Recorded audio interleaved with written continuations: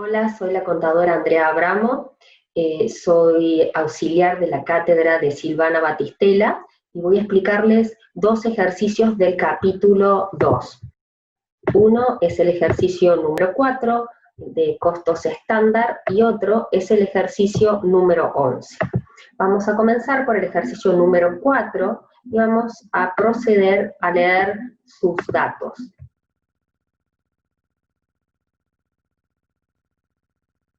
Primero comienza explicando la hoja estándar, en donde comienza por materia prima, que consume 10 unidades de materia prima a 0,5 pesos para cada unidad, que nos da un total de 5 pesos. Por otro lado tenemos la mano de obra directa, en donde nos dice que consume 0,5 horas por unidad de producto a 3 pesos cada una, que nos da un total de 1,5 pesos. Por otro lado tenemos los costos indirectos de fabricación fijos, que nos dice que es de 0,5 horas a 1 peso cada una, que nos da un total de 0,5 pesos. Por otro lado tenemos los costos indirectos de fabricación variables, que son de 0,5 horas a 4 pesos cada una, nos da un total de 2 pesos. En total tenemos 9 pesos, que representa el costo unitario estándar. La tasa de costos indirectos de fabricación, en este caso, es de 2,5, como podemos observar. Por otro lado, da el detalle del presupuesto de los costos indirectos de fabricación, en donde los costos fijos son 6.000 pesos y los costos variables son de 24.000 pesos. El nivel de actividad es de 12.000 unidades y de 6.000 horas. Los datos reales, ¿cuáles fueron? Las compras de materia prima representaron 130.000 unidades, es decir, 71.500 pesos en este caso puntual. Se consumieron 121.000 unidades de materia prima. Por otro lado tenemos los jornales directos, que representaron 6.100 horas reales a 18.000 pesos. Y los indirectos fueron de 3.500 pesos. A su vez tuvimos otros gastos indirectos de fabricación de 25.800, en donde el 15% de estos gastos nos aclara que son fijos. Por otro lado, los productos terminados fueron de 10.000 unidades, el inventario final en producción en proceso fue de 2.000 unidades, en donde aclara que la materia prima alcanzó un grado de avance del 100%, y en la mano de obra directa y los costos indirectos de fabricación al 50%, que nos pide que analicemos las variaciones. Para poder desarrollar este ejercicio, es necesario que tengamos en claro algunos conceptos teóricos que fueron desarrollados a detalle en las clases teóricas. Entre ellos, tenemos que saber qué es un presupuesto, que es una expresión cuantitativa de un plan de acción. Ahora nos preguntamos, ¿para qué sirve un presupuesto? Un presupuesto nos obliga a planear. Un presupuesto nos ayuda y mejora la comunicación interna dentro de las organizaciones. Por supuesto, sirve como medida de desempeño y sobre todo también sirve para la toma de decisiones. Por lo tanto, concluimos que es una importante herramienta de gestión. Por un lado, ¿qué tenemos? El presupuesto estático. Ahora nos preguntamos, ¿qué es el presupuesto estático? ¿Cómo se arma el presupuesto estático? Con cantidades presupuestadas, precios presupuestados y costos presupuestados. En el otro extremo tenemos los datos reales, que los datos reales, por supuesto, que cómo se arman, con cantidades reales, precios reales y costos reales. Y tenemos un presupuesto intermedio llamado presupuesto flexible, que no es otra cosa que precio presupuestado, costos presupuestados, pero consideramos las cantidades considerando el nivel de actividad real. Teniendo en cuenta esto, podemos decir que la diferencia entre los resultados reales obtenidos y el presupuesto estático, obtenemos la variación total del presupuesto estático. Eso es la variación que llamamos de nivel 1. Para obtener la variación de nivel 2, es decir que se divide en dos variaciones, calculamos cuál es la diferencia, cuál es la variación entre los resultados reales y el presupuesto flexible. Con eso obtenemos la variación de presupuesto flexible. Y la diferencia entre el presupuesto flexible y el presupuesto estático nos da como resultado la variación total del volumen de ventas. Esto lo vamos a desarrollar a detalle en el ejercicio que vamos a ver. ¿Para qué sirve ir obteniendo mayores variaciones? Para poder obtener más explicaciones de las razones por las cuales nos distanciamos entre los resultados reales obtenidos y los resultados presupuestados. ¿Esto sirve para penalizar a alguien, para penalizar algo? No, esto sirve para poder tener un aprendizaje y una mejora continua dentro de las organizaciones. Por eso, repetimos, es una importante herramienta de gestión. Por otro lado, la variación de presupuesto flexible es posible aperturarla en otro conjunto de variaciones, como son respecto a los costos directos y puntualmente para materiales, podemos calcular la variación precio y la variación eficiencia. Y para el caso de mano de obra, son la variación tasa y la variación eficiencia. Y para los costos indirectos, podemos calcular variaciones volumen y variación presupuesto. Esto a su vez hasta aquí es lo que llamamos variaciones hasta nivel 3. Y si nosotros queremos obtener, a su vez, variaciones nivel 4 y un nivel de explicación aún mayor, podemos dividir los costos indirectos de fabricación en fijos y variables y obtener sus respectivas variaciones. Respecto a los costos fijos, podemos estimar variación volumen y variación presupuesto. Nunca hay variación eficiencia. Y ya vamos a ver por qué no hay variación eficiencia cuando lo veamos puntualmente con el ejercicio práctico que vamos a desarrollar. Por otro lado, tenemos los costos variables. Los costos variables, ¿podemos estimar variaciones volumen? No, nunca va a haber variaciones volumen. Y ya vamos a ver también, cuando expliquemos puntualmente el ejercicio, y como seguramente lo desarrolló la titular en la clase teórica, porque no hay esta variación, pero sí hay variación eficiencia y variación eficiencia, el presupuesto. Ahora empezamos a resolver nuestro ejercicio puntual. Nos preguntamos, ¿cuáles fueron nuestros costos reales para la producción de productos terminados que obtuvimos y el inventario final de producción en proceso considerando unidades equivalentes? Por un lado, tenemos la materia prima y por otro lado tenemos la mano de obra directa. ¿Cuál fue la cantidad de materia prima que utilizamos por unidad en términos reales? Para eso, lo que hacemos es decir, nosotros nos da como dato que la cantidad de consumo real fue de 121.000 unidades de materia prima, que se consumieron entre ¿cuántos? Se consumieron entre 10.000 unidades de producto terminado, más 2.000 unidades de inventario final de producción en proceso, consideradas a un grado de avance del 100%. De esta manera podemos sumar los productos terminados con el inventario final de producción en proceso. Si no, estaríamos sumando, como quien dice, peras con banana. De esta manera obtenemos que consumimos 10,08 unidades de materia prima por unidad de producto. Ahora nos preguntamos, ¿pero cuál fue el costo que realmente pagamos por cada materia prima para poder alcanzar una unidad de producto? De esta manera, sabemos que el costo real de la materia prima representó 71.500 pesos.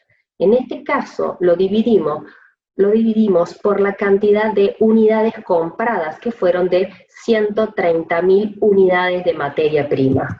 Y así obtenemos los 0,55 pesos por cada unidad. De esta manera, podemos concluir que para cada unidad de producto, en términos de materia prima, el costo fue de 5,55 pesos.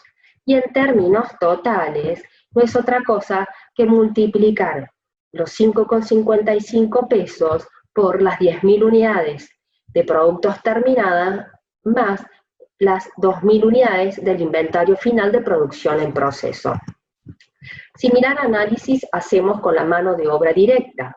La mano de obra directa representó jornales directos por 6.100 horas, que fueron consumidas en qué cantidad de unidades terminadas, o bien de unidades equivalentes a productos terminados.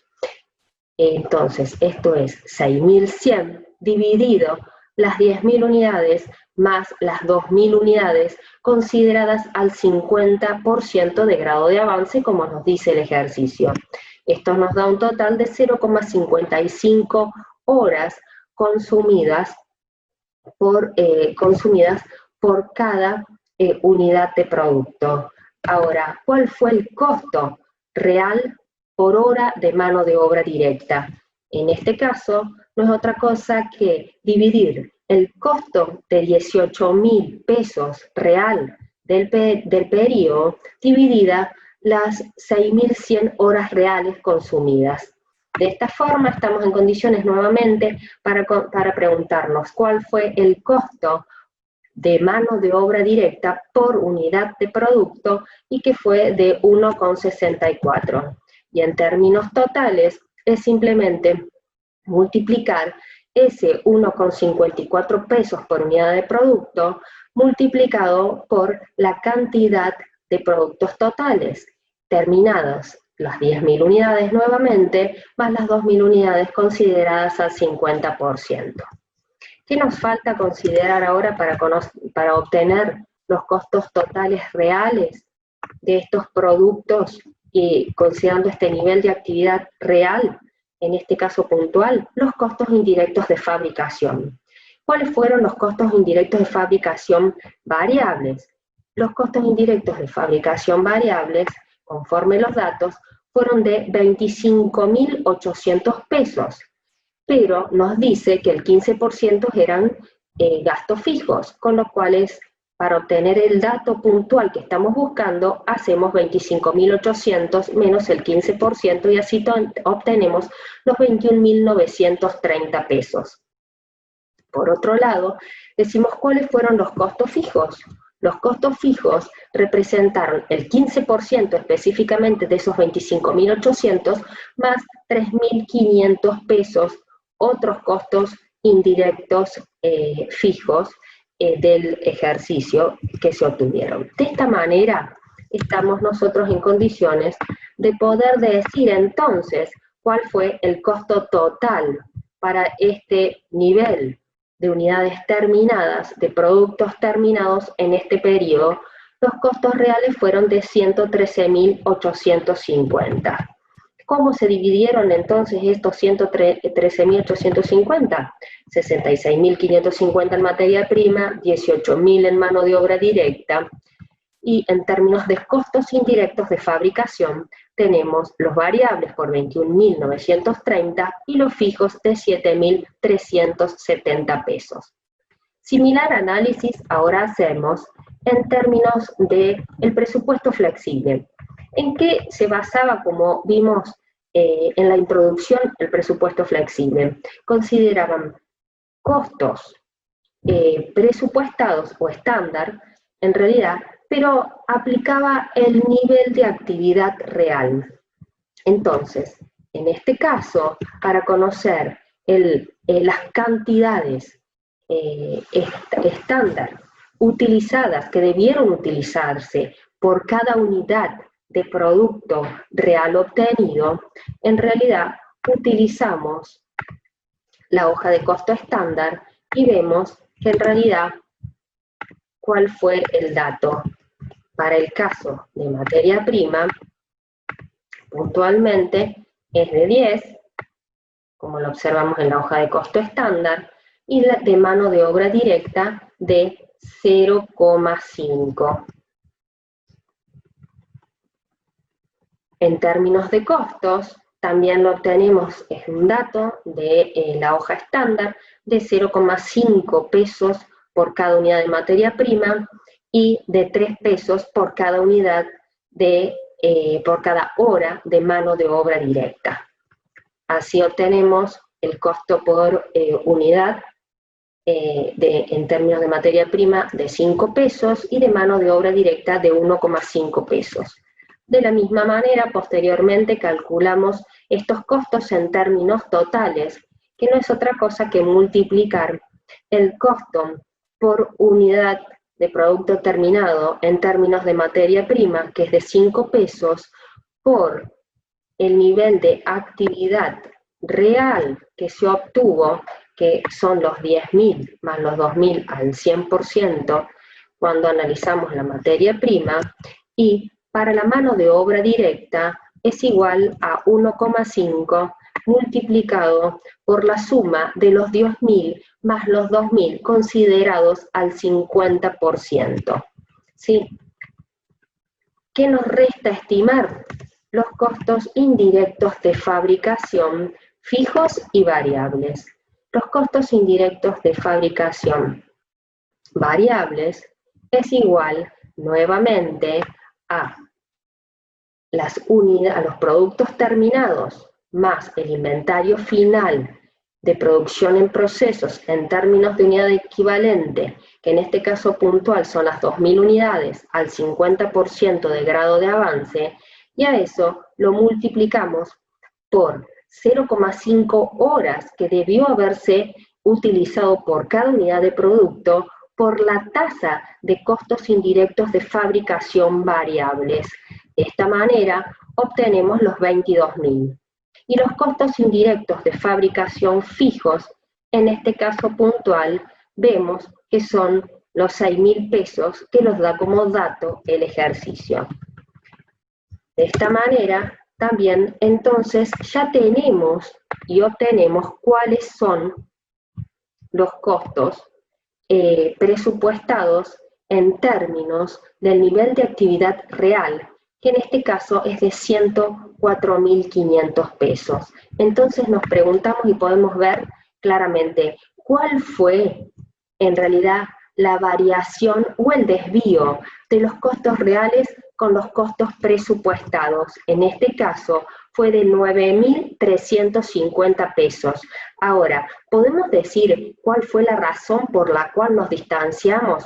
¿Se distanció el costo real de los costos presupuestados? Bueno, ahora vamos a empezar a calcular puntualmente las variaciones. En este caso, con los datos que hemos calculado hasta el momento, podemos decir que esta variación se justificó en términos de materia prima en 6.550 pesos. Ahora nos preguntamos, ¿es favorable o desfavorable? Es desfavorable esta variación. ¿Y por qué es desfavorable? Porque los costos reales, como vemos, fueron mayor que los costos presupuestados.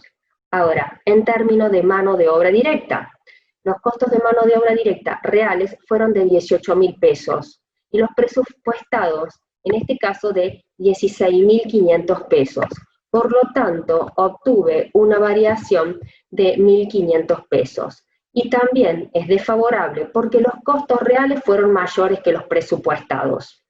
Similar análisis hacemos con los costos indirectos de fabricación y vemos que en términos reales el costo fue de 29.300, pero en términos presupuestados fue de 28.000. Esto nos da una diferencia de 1.300. También desfavorable, ¿por qué? Porque los costos reales fueron mayor que los presupuestados. Ahora lo que vamos a hacer es calcular puntualmente más variaciones de nivel 2 y 3 para poder tener un mayor nivel de detalle y poder explicar a qué se debió entonces este distanciamiento entre los resultados reales y los resultados presupuestados. Bien, ahora continuamos con el detalle de las variaciones considerando el presupuesto flexible. Comenzamos por los materiales. Los materiales podemos calcular dos variaciones, variación precio y variación cantidad. La variación precio, ¿a qué es igual? Al precio real menos el precio estándar multiplicado por la cantidad real de insumos. En este caso puntual, el precio real es de 0,55 pesos y el precio estándar es de 0,50 pesos. Y la cantidad real de insumos consumidos para el nivel de actividad real fue de 121.000 unidades. Esto da un total de 6.050 pesos. En este caso, es una variación precio desfavorable porque el precio real fue mayor al precio estándar. Posteriormente calculamos la variación cantidad. La variación cantidad es igual a la cantidad real menos la cantidad estándar multiplicado por el precio estándar. Es decir, que la cantidad real consumida fue de 121.000. La cantidad estándar es de 120.000, que surge de considerar los 10.000 de productos terminados más los 2.000 de inventario final de producción en proceso, multiplicado, en este caso, por los 10, que era la cantidad estándar que debíamos consumir de materiales por unidad de producto. A esto lo multiplicamos por el precio estándar y nos da una variación cantidad de materiales de 500 pesos, que en este caso puntual es desfavorable porque la cantidad real consumida de materiales por unidad de producto fue mayor que la cantidad estándar, ¿sí? De esta manera observamos que llegamos a los mismos 6.550 que habíamos visto anteriormente para materiales. Continuamos con el análisis de mano de obra. De la misma manera, calculamos la variación tasa y la variación eficiencia. A que se iguala la variación tasa es igual a la tasa real menos la tasa estándar, multiplicado por las horas reales. En este caso, la tasa real es de 2,95, la tasa estándar es de 3, y las horas reales que fueron consumidas, y es un dato, es de 6.100 horas. De esta forma, tenemos una variación de 300 pesos, que es favorable. ¿Por qué? Porque la tasa real fue menor que la tasa estándar. De la misma manera, calculamos la variación eficiencia. La variación eficiencia no es otra cosa que la cantidad real menos la cantidad estándar multiplicada por la tasa estándar. Es decir, las 6.100 horas menos las 5.500 horas, que también ya las estimamos anteriormente, multiplicado por la tasa estándar, que es de 3 pesos y es un dato, y de esta manera obtenemos 2.800 pesos de variación, que son desfavorables porque consumimos una mayor cantidad de horas para este nivel de actividad que las horas estándar que se debieron haber consumido. Ahora continuamos con el análisis de las variaciones para los costos indirectos de fabricación. En este caso puntual, primero vamos a calcular dos variaciones. Sí, de dos variaciones. Para eso, primero estimamos el costo indirecto de fabricación aplicado al nivel estándar. En este caso puntual, ¿cómo se estima? No es otra cosa que la tasa de costos indirectos de fabricación estándar que se había estimado que es de 5 pesos, multiplicado la cantidad de horas estándar que debieron haberse aplicado considerando el nivel de actividad real, es decir, las 5.500 horas que estimamos anteriormente. De esta manera obtenemos los 27.500 pesos. Posteriormente aplicamos el presupuesto aplicado al nivel estándar. ¿Qué es esto? Y este es el dato que obtuvimos y estimamos cuando calculamos el presupuesto flexible, que son los 6.000 pesos de costos fijos que habíamos, estimado, presupuestado, más la tasa de costos indirectos de fabricación variable, multiplicado nuevamente por la cantidad de horas estándar que debieron haberse aplicado o consumido considerando el nivel de actividad real. De esa manera obtenemos los 28.000 pesos. Y por otro lado, decimos cuáles fueron los datos reales. Esto también estaba en los datos iniciales, que eran igual a los 3.500 pesos más los 25.800 pesos. De esta manera, la diferencia entre los costos indirectos de fabricación aplicados a nivel estándar y el presupuesto aplicado a nivel estándar nos da la variación volumen. Y la diferencia entre los datos reales y el presupuesto aplicado a nivel estándar nos da la variación presupuesto. Ahora nos preguntamos, ¿estas variaciones son favorables o desfavorables?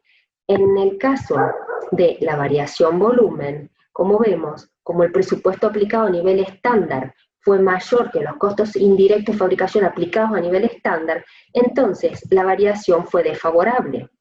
Por otro lado, si analizamos la variación presupuesto de 1.300 pesos, también fue desfavorable porque los datos reales fueron mayores al presupuesto aplicado a nivel estándar, ¿sí?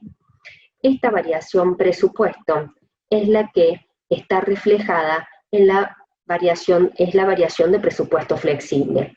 Y la suma de ambas variaciones, variación volumen más la variación de presupuesto flexible, es lo que nos da la variación total de los costos indirectos de fabricación.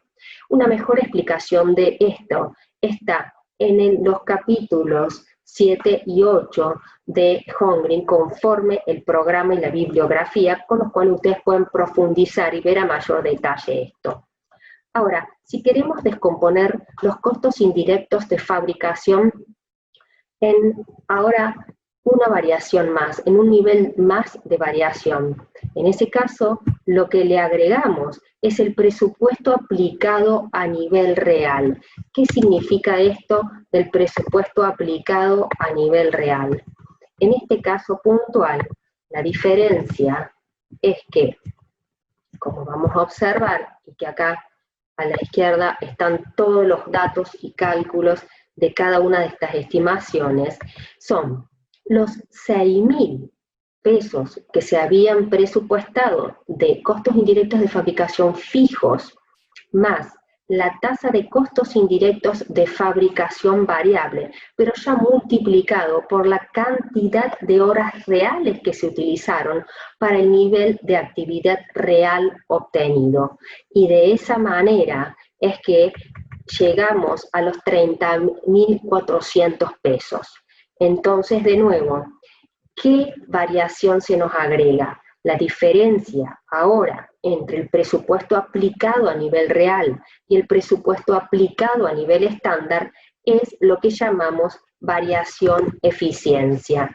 Y en este caso puntual también nos preguntamos, ¿es una variación de 2.400 pesos, como podemos observar, pero es favorable o desfavorable? Es desfavorable porque también tuvimos mayores costos en términos reales que los estándares y vemos que el presupuesto aplicado a nivel real es mayor que el presupuesto aplicado a nivel estándar. Ahora bien, nuevamente decimos, la suma de la variación eficiencia más la variación presupuesto en este caso es igual a la variación del presupuesto flexible. Y si a eso le sumamos la variación volumen, obtenemos la variación total de costos indirectos de fabricación. Si nosotros vemos en el análisis de dos variaciones, llegamos a que el total de la variación era de 1.800. ¿Sí?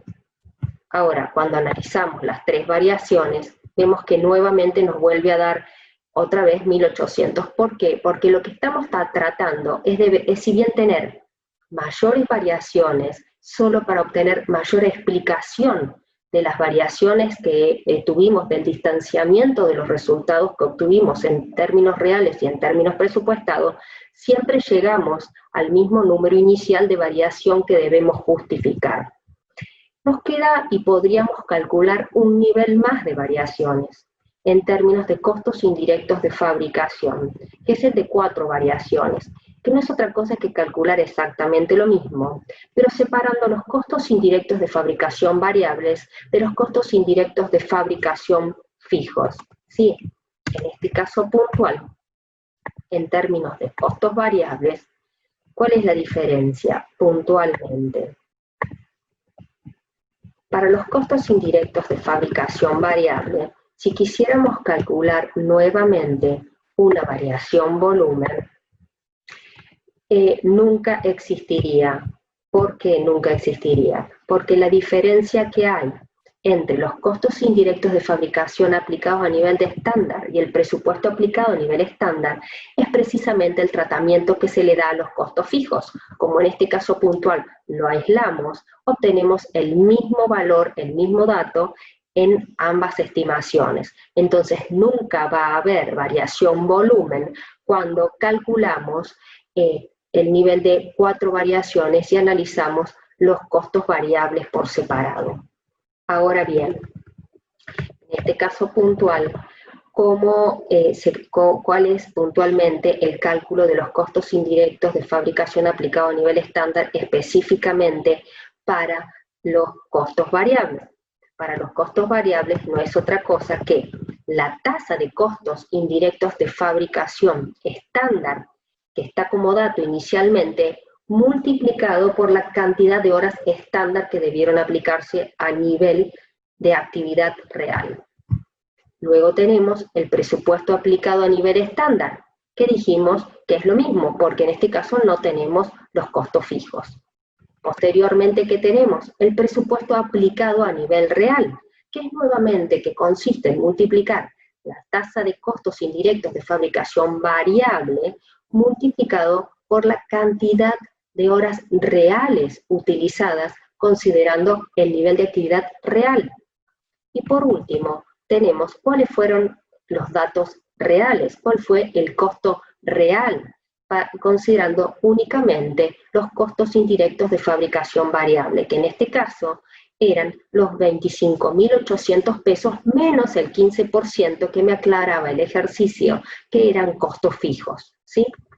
De esta manera, entonces, ya estamos en condiciones de saber específicamente cuál es el valor de todas las variaciones. Entonces, la variación eficiencia, que surge de la diferencia del presupuesto aplicado a nivel real menos el presupuesto aplicado a nivel estándar, nos da 2.400 pesos. En este caso, desfavorable. ¿Por qué? Porque el presupuesto aplicado a nivel real es mayor que el presupuesto aplicado a nivel estándar. Consumí básicamente más horas de las estándar para el nivel de actividad real actual. Ahora, ¿cuál fue la variación presupuesto? La variación presupuesto, que surge de la diferencia entre los datos reales y el presupuesto aplicado a nivel real, nos da como resultado 2.470. ¿Por qué es desfavorable? Porque los costos reales fueron mayores a los presupuestados en este caso puntual. Nuevamente, variación eficiencia más variación presupuesto hacen a la variación del presupuesto flexible, y si le sumamos en este caso la variación volumen, que dijimos que en este caso puntual de los costos variables nunca va a existir, tenemos la variación total de los costos indirectos de fabricación variables, ¿sí? Ahora sí, por último, ¿qué es lo que nos queda o nos resta estimar? Nos resta calcular cuáles serían estas variaciones si analizamos puntualmente únicamente los costos fijos. En este caso, si analizamos los costos fijos, los costos indirectos de fabricación aplicados a nivel estándar, ¿cómo se estimarían?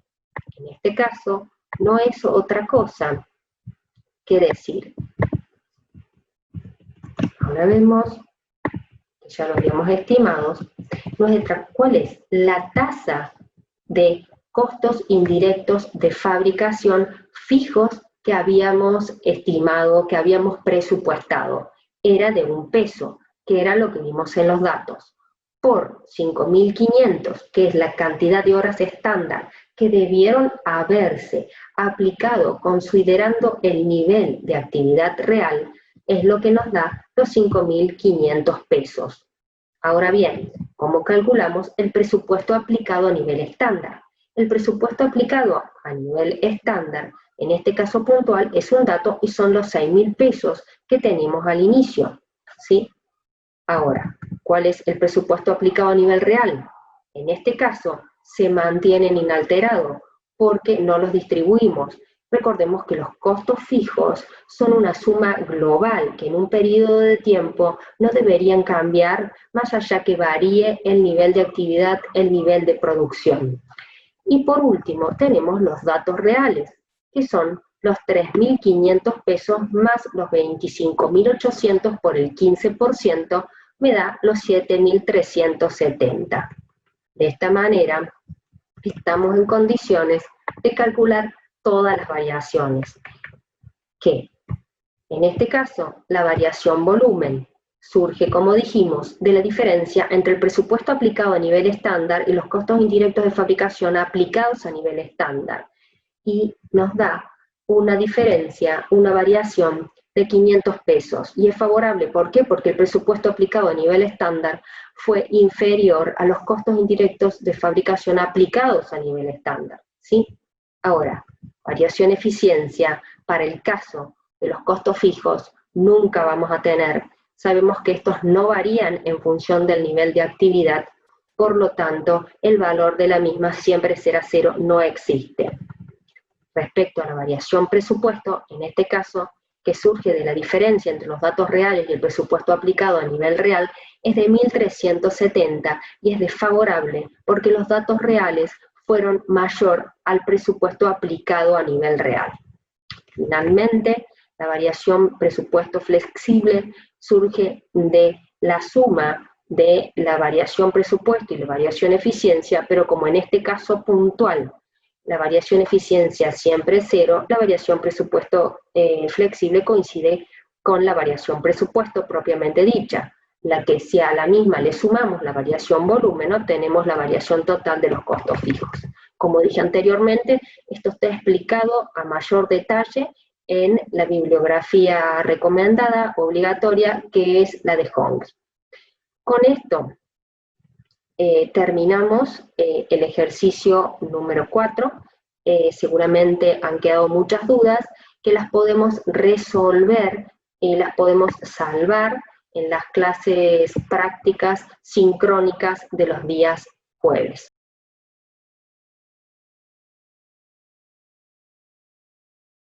Ahora continuamos resolviendo el ejercicio número 11 del capítulo número 2. Es decir, variaciones en los materiales y mano de obra en la fabricación costo estándar.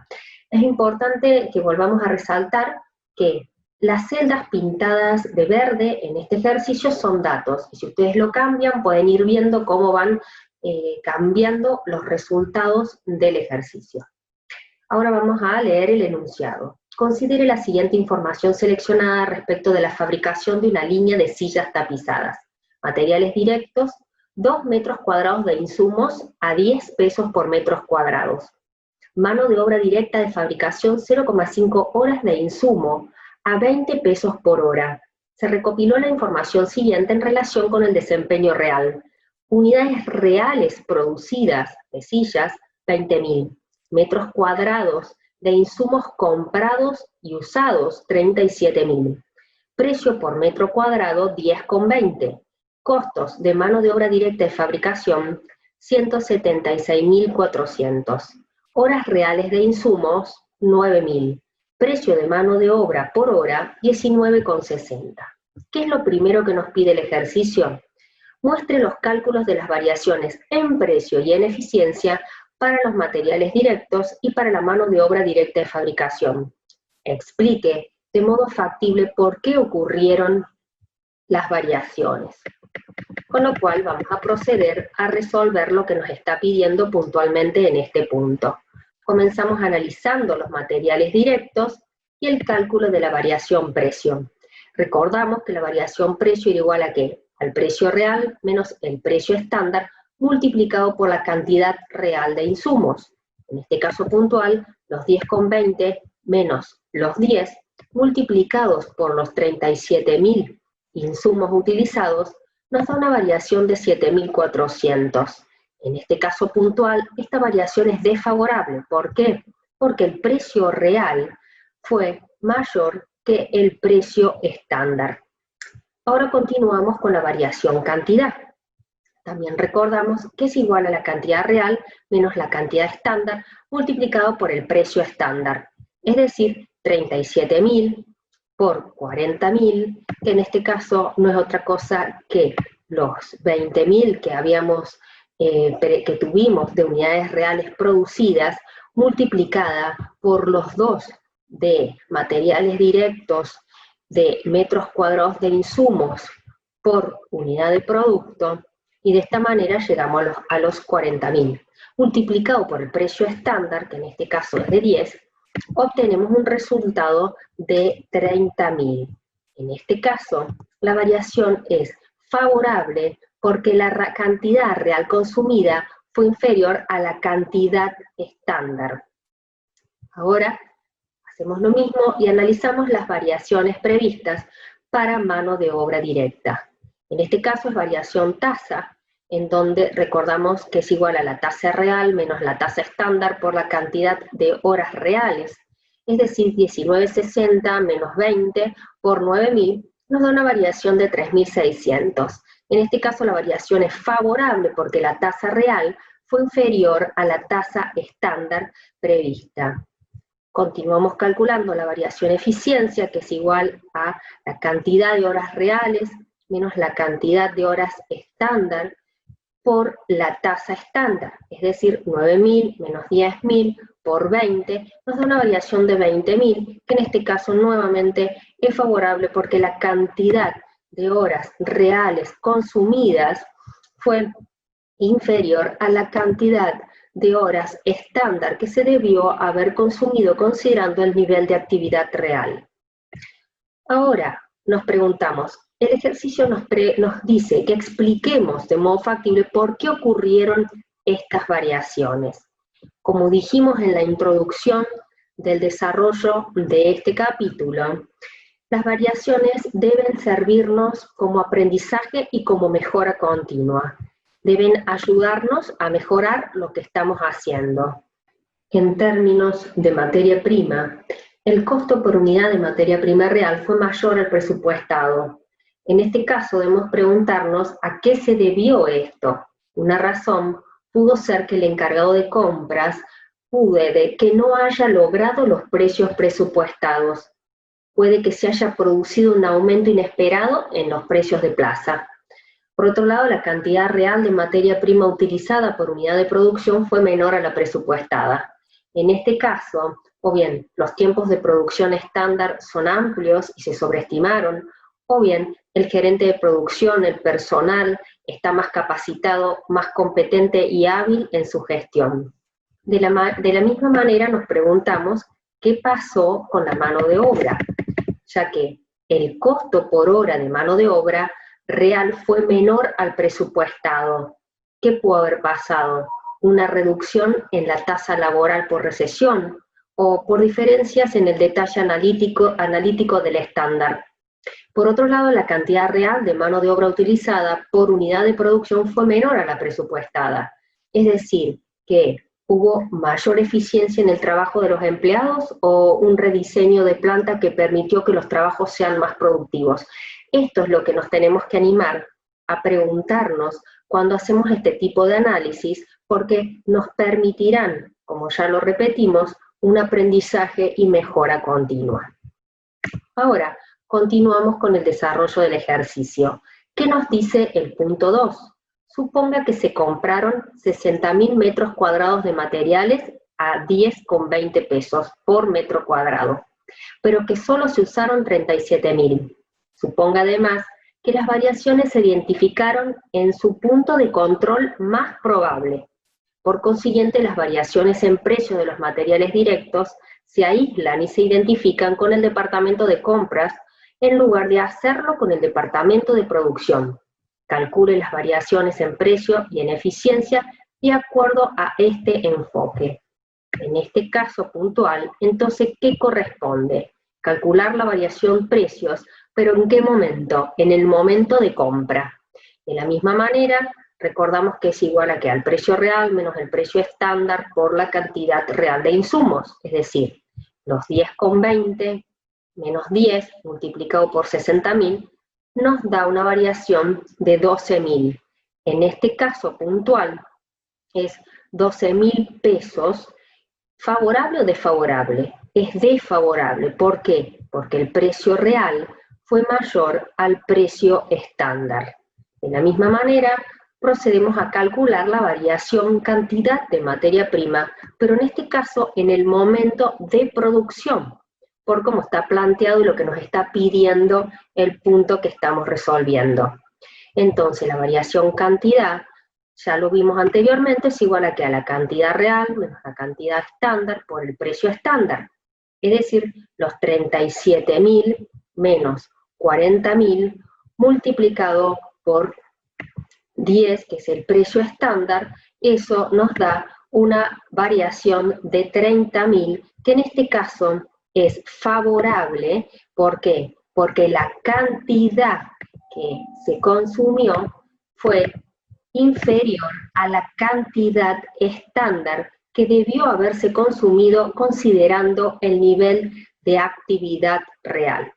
Bueno, con esto terminamos el desarrollo de la clase práctica y como les dije también anteriormente, nos encontramos los jueves en las clases sincrónicas para poder salvar todas las dudas que hayan podido quedar.